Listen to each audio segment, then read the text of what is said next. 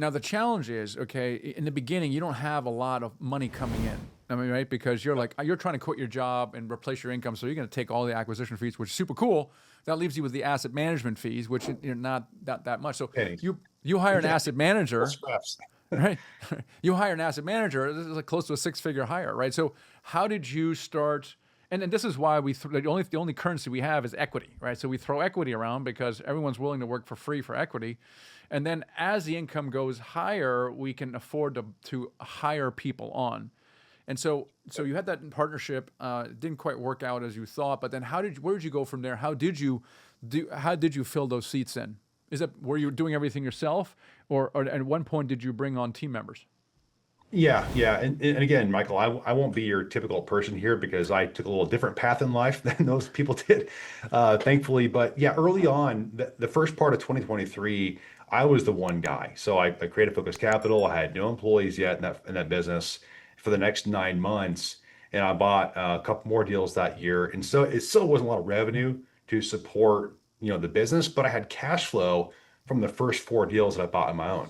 So those really helped fund the business. And then I brought my first employee on in, I think, August of 2023, and that paid for her. And then we did a deal that winter, and then did a couple more last year.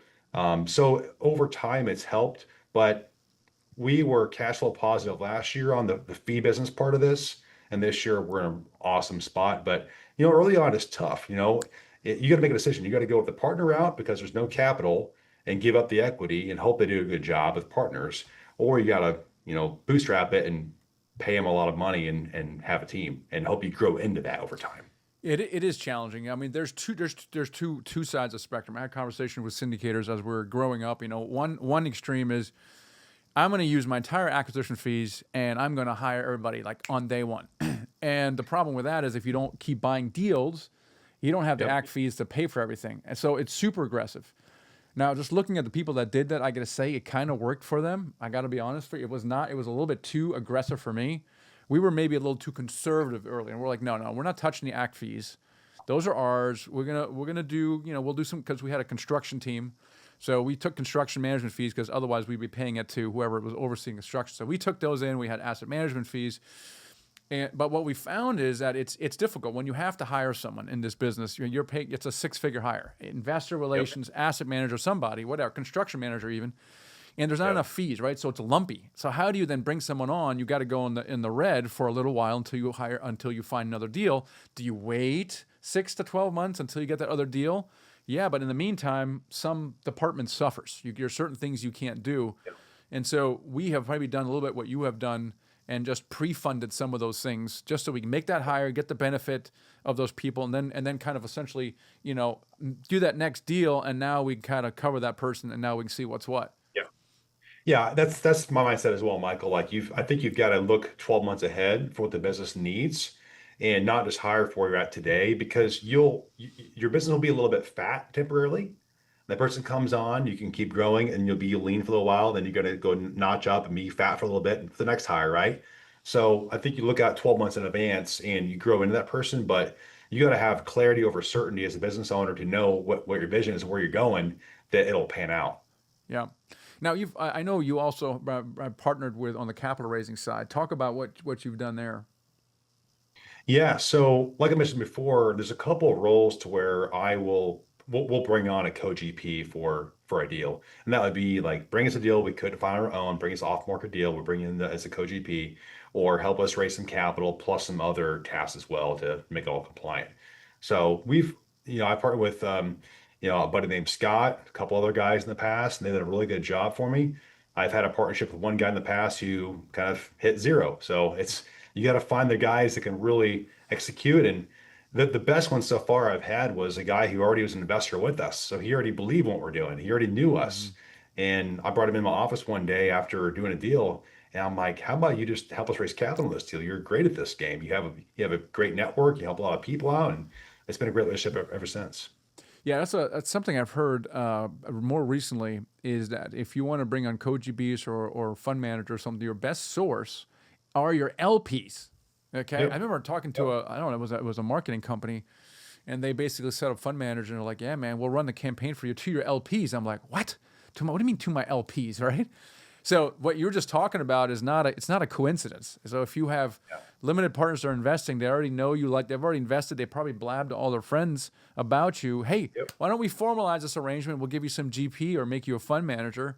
And it's a really a great way to boost. I think there's a lot of operators that are now doing either going the fund to funds route, so you have fund managers come in, or they're actually recruiting actual GPs into the thing. But you don't have to raise all the money yourself. I mean, the money that your partners or co-GPs raised for you, you didn't have to raise yourself. Yep.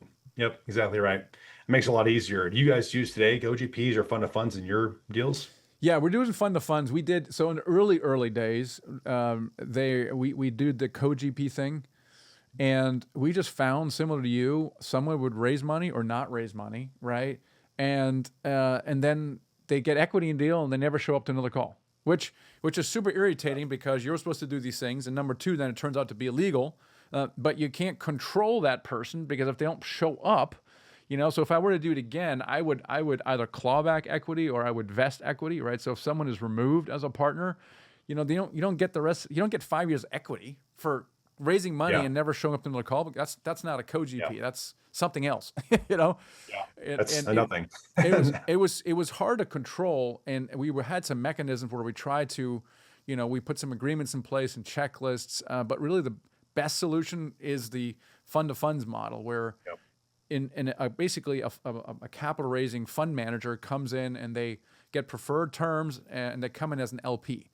And we did that in our last deal and worked with TribeVest to set up the funds for the fund manager. It was pretty easy to do. It was a positive experience. So Yeah. that's the way we did that. Of course, for actually, so if you had a deal that was 80-20 split and the fund of funds want to have a preferred split, would you give them a 90-10 or what would you do? Yeah. Well, you have to figure out how the way you want to construct it. Ideally, is that the funds investors get about the same return as your direct investors, and LPs. then you got to construct a spread for the fund manager to make whatever the return. And there's typically a range of fund managers want to make between 10 and 15% of capital raised over 5 years, something Yep. like that. So it's becoming more and more where we're trying to get more and more. You're not just underwriting a deal and getting investor returns. You're trying to bake in a fund manager return now. It's wild, right? So I'm like, well, can I be more at 15? Can I offer them a little bit more? Can I get them a nice bottle of wine, perhaps, so they raise money for me and not some other operator? you know? Yeah, that's a good point. The gifts route. Yeah. But also kind of shrinks your GP promote as well by giving up, It does. you're going to half promote on that Yeah. selector there. Yeah, no, very much so. I mean, for every fund manager you bring in, you're giving up essentially GP equity. That's very true. That's Yep. the downside. That's the downside of that. So Maybe limit them like a small part of the equity, not all of it. something like that. Yeah, exactly. Yeah, Yep. interesting. So actually, I want to talk something we kind of skipped over, but I want to talk about it because you were saying you were earning a lot of money at your previous job, and we get this a lot. I find that people who are high income earners, they're very comfortable, and we find we have conversations. Hey, let's get you in apartment buildings. I really like the idea, but the problem with that is they're comfortable. They have a pretty strong plan B in their life, right? So you have very Yeah. nice income, nice car, nice house. Everyone's healthy. Everything's cool.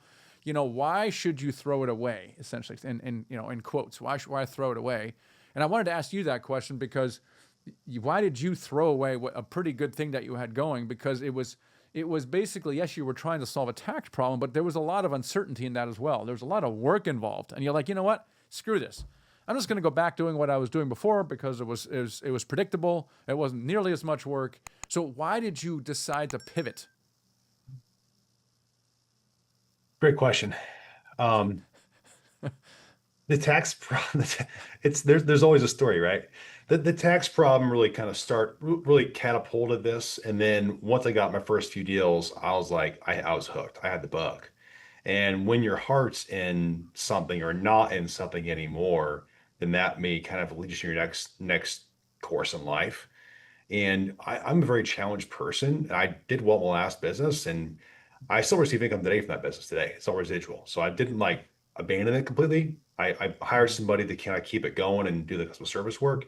But I really wanted to pursue real estate because I felt like it was a better challenge for me to kind of do something to the next level. And actually, I wanted to lead people and develop people and help make an impact than just my own paycheck. And I found that by creating a company with as a real estate investment firm, I can impact investors, impact residents, impact our communities. So I felt like it for me, it made a deeper why for myself. And yeah, it's been a lot of work, a lot of time, a lot of work, man. But it's been a lot more rewarding too. I mean, I was in a bit of a similar situation when I got started because I made a bunch of money through a software IPO. So I was like coasting.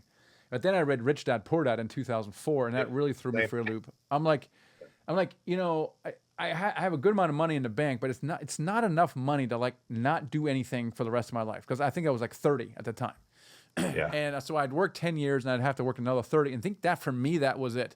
Like the idea of having to work another 30 years and we worked, it was a software startup. So we worked like 60 hours a week. We're young, we're doing all this cool stuff.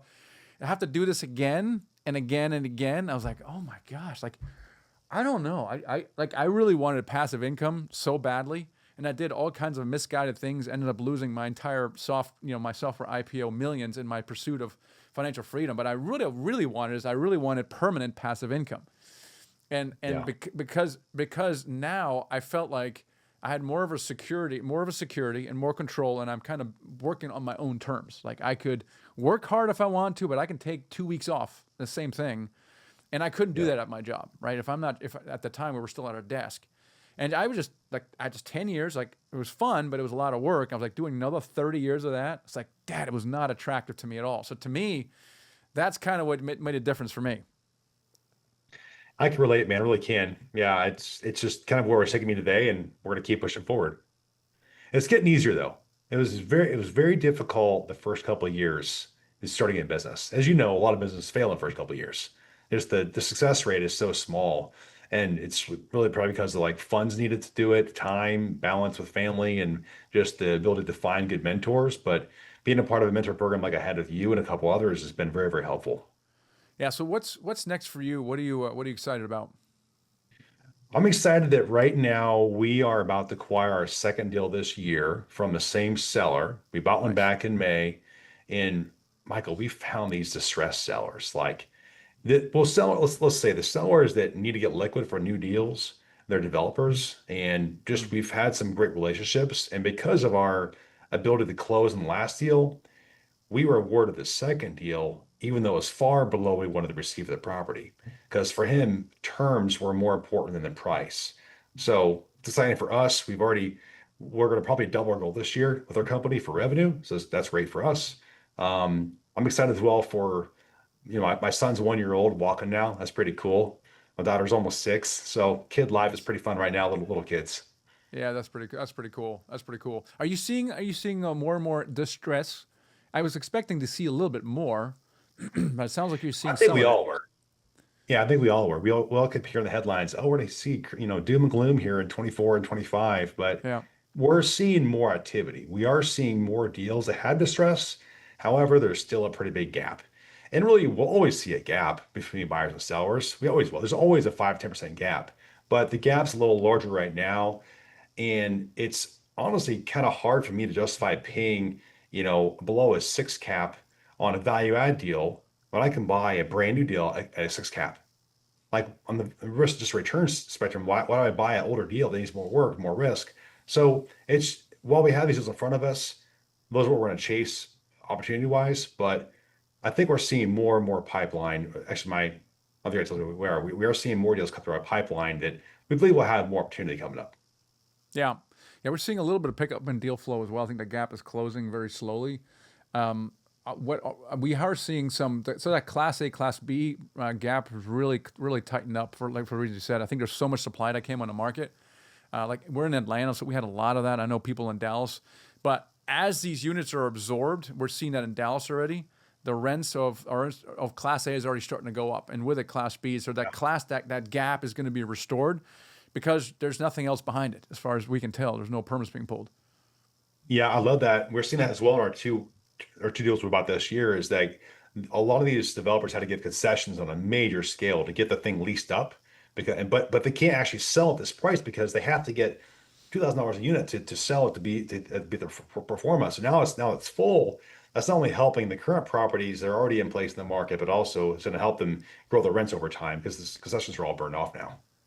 Now, you mentioned your 1 and 6 year old. Do you find that you're working too much? Yes, me and my wife. Right? Are you struggling with that as well? Because the problem with being an entrepreneur, you're on your own, you're building wealth, super cool. But you can Yeah. always do more. If you did more, you can make more money. It's never done, man. The list is always going, but I do, balance is a struggle for me. I'll admit that it's a struggle because when you're building a business that's a few years old, like there's a lot going on, right? You're still wearing a lot of hats. You're in a lot of different seats. You're trying to manage people and learn how to hire people and fire people. It's a lot going on. But I'm getting better at it every day. And for me, it's been more about creating non-negotiables in my life and creating that present time with my family, phone away time and being home for dinner if I can, or see them in the morning. But I probably can't give them like a massive quantity of time, but I can give them more quality of time when I'm there. Yeah, I think it's a constant struggle as an entrepreneur is to find that life balance. And now it's just your own damn fault. No one's telling you to do it. You're I doing know. it to yourself. My wife would say, "You left this like easy job. It's Yeah. 3 days a week on autopilot cruising. We're traveling everywhere to now creating a company, all this stuff." I'm like, just wait, give me some time, 5 years. Yeah. Yeah. Yeah. That's good. You got to have a little bit of long term vision. How can Chad? How can people find out more about you? Yeah, so our website is focusedcapital.com, or email me at chad@focusedcapital.com. Either way is great. I'm on LinkedIn, Instagram. Yeah. That's awesome. Well, it was great jamming with you and learning more about your multifamily journey. You too. Thanks, man. Good to see you.